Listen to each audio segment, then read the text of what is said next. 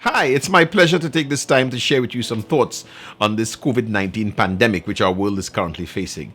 I trust that we are all doing what we can to protect ourselves, our loved ones, and our communities, by practicing good hand and respiratory hygiene, keeping informed, and following the advice of the local health authorities, including restrictions on movement and gatherings. The COVID 19 pandemic is not a movie, but it represents a very serious threat to our way of life and the world as we know it. While it's nowhere near what is prophesied in Revelation chapter 6, where a quarter of the world's population will be destroyed, it's serious enough for us to pause and reflect. I'm confident that God is issuing a warning and giving us an opportunity to press the reset button because we have malfunctioned. There are several things we can learn during this pandemic which have spiritual implications.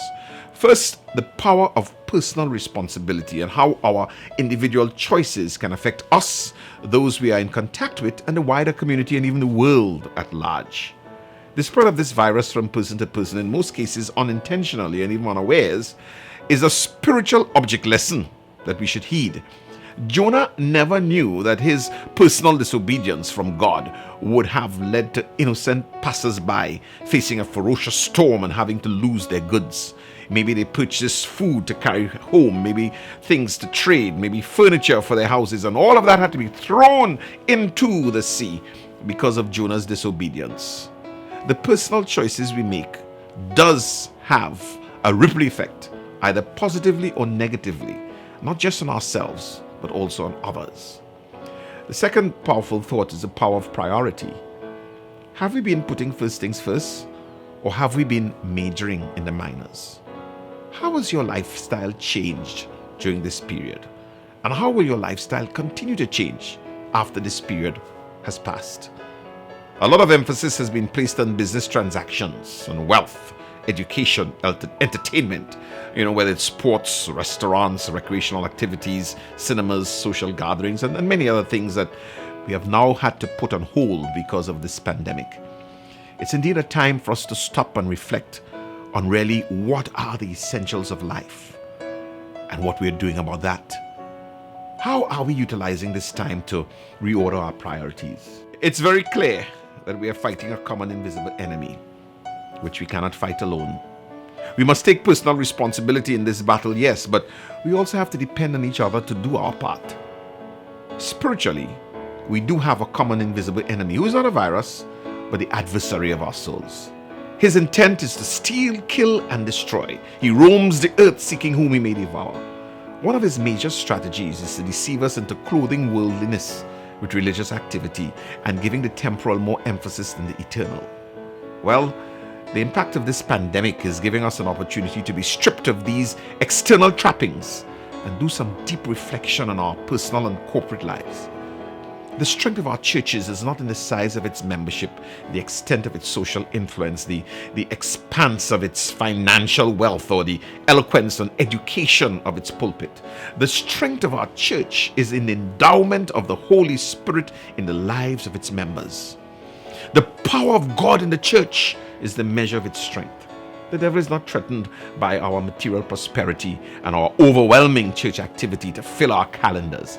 Let us not be like the Laodicean church in Revelation chapter 3, thinking that we are rich when we could very well be wretched, pitiful, poor, blind, and naked in the eyes of Christ. Collecting money, building buildings, counting attendance, and developing entertaining, crowd-pleasing programs must not take precedence over converting sinners and perfecting saints. Let's take this time to press the reset button. One of the strongest recommendations to avert the spread of the COVID-19 virus is to stay in the shelter of our homes.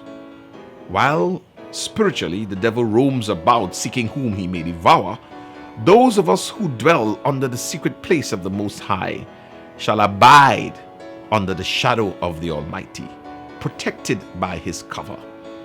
The Apostle James gives the answer in James chapter 4 verse 8. He says, "Draw nigh to God, and he will draw nigh to you.